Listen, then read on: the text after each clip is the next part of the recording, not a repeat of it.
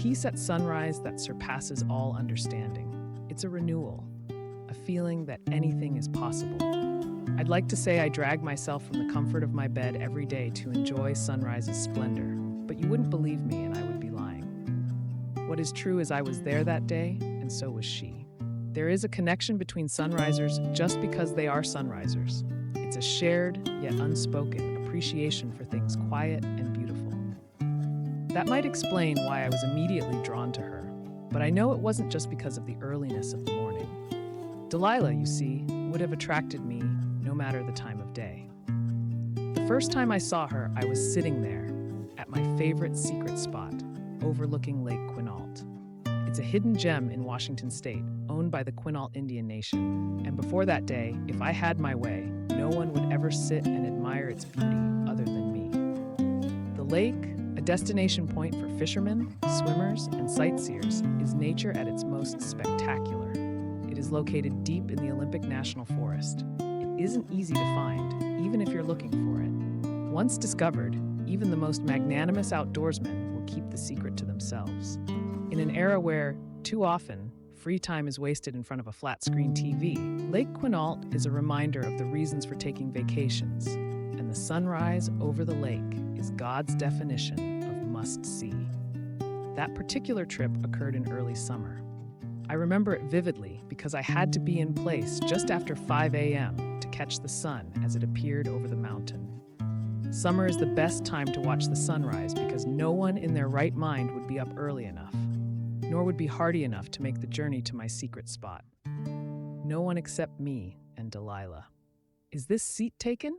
Not many people can remember the first words spoken by or to the love of their life, but I absolutely can. That morning, as I turned to see from where the unexpected voice was coming, the first light of dawn revealed the most beautiful girl I had ever seen.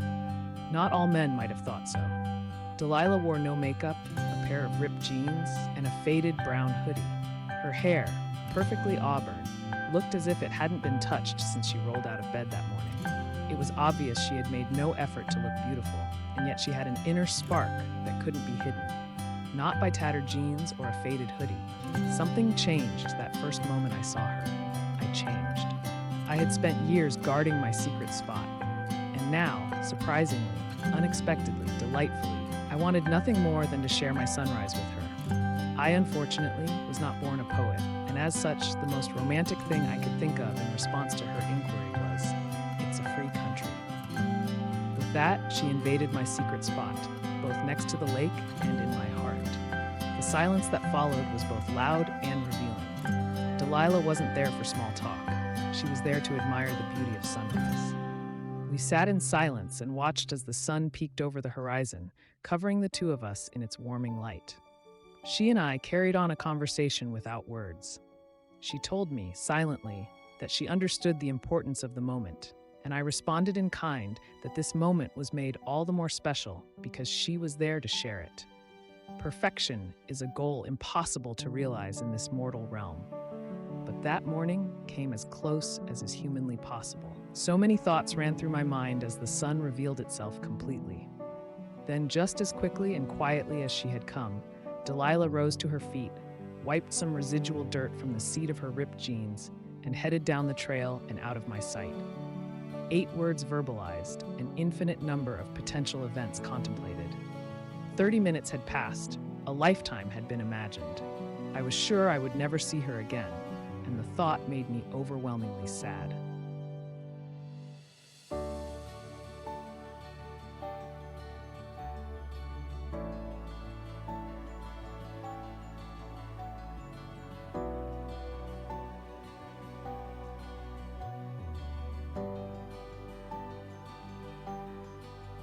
The next 5 years came and went, 5 long years since that day at the lake. There were first dates, first kisses, and the words, "I love you," exchanged. Yet every time, fate or intention would reach down and sabotage promise. I became determined to find peace in my solitude. There was always a reason or an excuse for my ending every potential relationship, but at its core was a shared sunrise and a conversation that didn't happen. I went to our spot from time to time to see the sunrise, not for her. At least that's what I told myself. I had given up without realizing I was hoping hoping to see her again, hoping to feel what I felt that day, hoping she would be there. And then it happened. It was once again summer, it was sunrise, but this time she was there. Is this seat taken? It's a free country. The same 8 words. At the time, I didn't know that she, too, had often made the trip back to our secret spot. Seeing her again, I knew I wouldn't let the opportunity slip from my grasp, not a second time. When the sun had completed its part in our play, Delilah rose to her feet and wiped the dirt from her jeans exactly as she had done 5 years earlier. This time, however, I stood up as well. My name is Peter. I don't like coffee, but I'd really like to have a cup with you.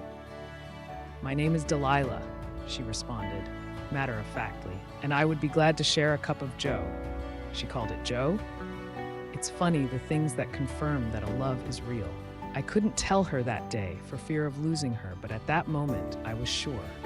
I had said I love you to others before, but it was obvious to me that I had lied. For in that moment, I was finally sure what love felt like. Lifetimes are only lifetimes when viewed in reverse. A cup of coffee became a dinner date. A dinner date became a commitment. A commitment became a proposal, and a proposal became forever. There were kids and dogs and vacations, but more than anything, there were trips to Lake Quinault. Always at sunrise. Always just the two of us. Never any words spoken.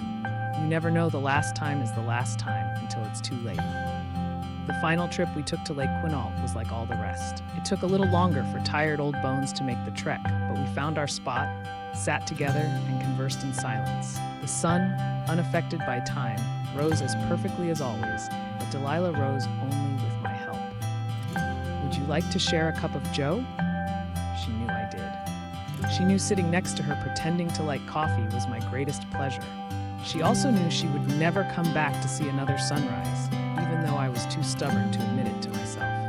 That day in the cafe, we told stories of family and friends, living and lost, as we sipped on what had eventually become my favorite beverage.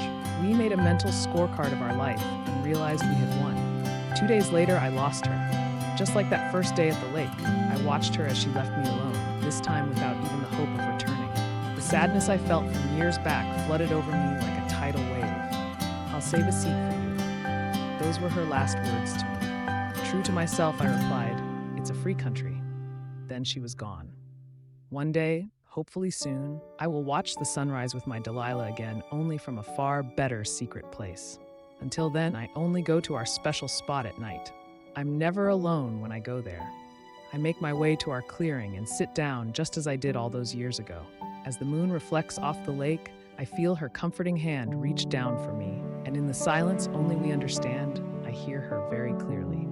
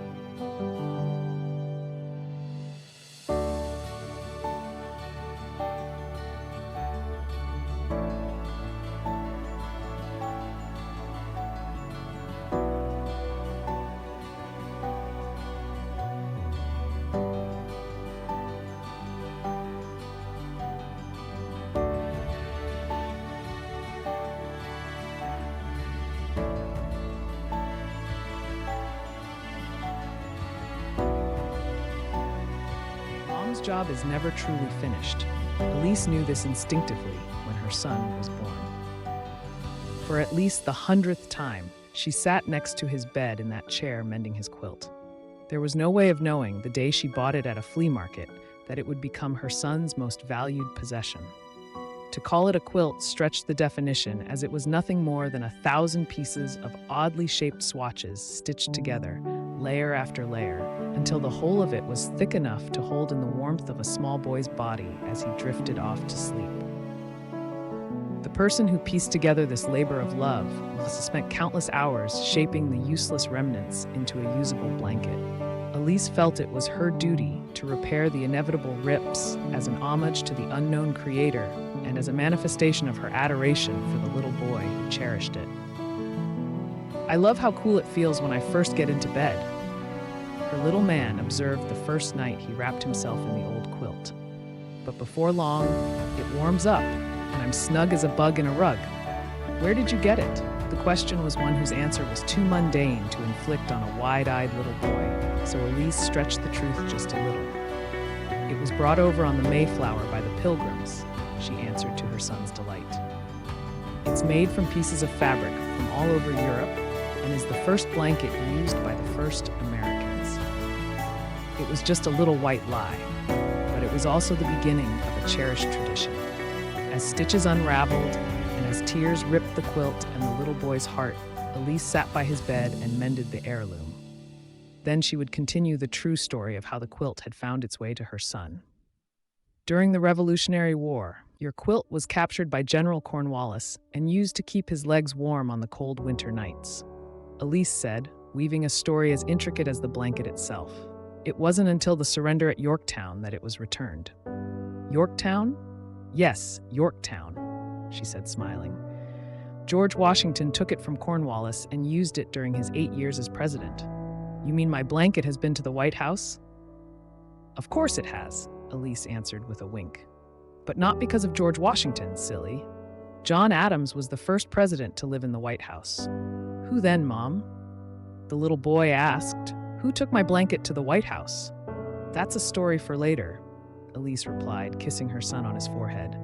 "Now you get some sleep, and I'll continue the story next time." Elise, unfortunately, had far too many opportunities to continue the blanket's tale, as her son was given to debilitating headaches. At first, the doctors thought he was prone to systemic migraines, but the truth was much worse. Many nights, too many, the little boy would curl up in pain, his teeth clenched in a faux smile. The headaches were excruciating, only soothed by a cold washcloth, his mother's gentle voice, and the telling of the quilt's tale as he drifted off to sleep. There were also many a night where Elise would sit with her son as he slept, meticulously piecing back together the tears that threatened the blanket entirely, wishing there was a way she could also mend her son. The room would be completely quiet, save for the sound of Elise's song. It was something she had done since she was his age. Inadvertently yet intentionally, she would let the air slip through her lips, creating a tune just for him that would live for that moment, replaced the next time by one equally beautiful and equally unique. As it turns out, the first time the quilt made it to the White House was just after Abraham Lincoln was elected president, Elise said the next night, continuing the story from where they'd left off. The pain had become more frequent and more intense, requiring more chapters more often. The story's continuation, however, had the desired results, a distraction and a smile. "Abraham Lincoln, he used my quilt too?" her son asked, too young to doubt his mother. "Of course he did," Elise responded, tickling her son just to hear him laugh. "It's a little-known fact, but Mount Rushmore was actually created to show all of the presidents who used your blanket." Elise always had a basin of cold water by her side whenever she sat with her son. Very early on, she learned that the coolness of the cloth would help quiet the pain in his head. It was her greatest joy to moisten the cloth, keeping it cold throughout her story. The little boy's head still throbbed, but while his mom was telling the story, she would gently wipe his forehead with the cold cloth, and it was almost as if he forgot the pain for a time. If all went well, he would fall asleep listening to the tale of his blanket, as sleep was becoming his only relief from the pain. "Did you know your blanket went to the moon?" Elise asked one day when her son seemed particularly down. "Neil Armstrong may have been the first man to set foot on the moon, but he laid out your quilt so he and Buzz Aldrin could have a picnic." The idea of two astronauts having a picnic on the moon resulted in spontaneous laughter for both mother and son. "Is Buzz Lightyear named after Buzz Aldrin?" he asked his mom as both continued to laugh. "As a matter of fact, he was," Elise replied with a smile. "If you must know, Buzz Aldrin presented your quilt to Buzz Lightyear as a gift, which means your blanket has been to infinity and beyond." "Exactly," Elise confirmed as she refreshed his cloth and placed it back on his head. Day after day, she would take her boy to doctors and then specialists and eventually to the hospital. Then, night after night, she would sit by his bed and tell the story of the quilt. Elise did everything she could to stretch out the story, and as each new adventure was passed from mother to son, so too was hope, in the only way she knew how. The night that she finished the story was, in so many ways, just like most of the other nights. Elise was home in her favorite chair next to her son's bed. Her breathing was labored and her voice unsteady. And then I stopped by a flea market on my way home from the store, and there it was, your beautiful, wonderful blanket. I knew you must have it, so I scooped it up, paid the nice woman, and brought it home to you. Tears filled Elise's eyes as she sewed the last stitch on the old quilt. Holding it up, she remembered the first time her son covered himself with the blanket. I love how cool it feels when I first get into bed. It's finally fixed. It's perfect, Elise said out loud, tears continuing to flow. I love how cool it feels, too. Summoning every bit of her strength, she lay the beloved blanket on the empty bed in front of her. Being a mom is a job that is never truly finished, at least she had hoped so. With nothing else left to do for her son, she sat back in the chair and silently sobbed.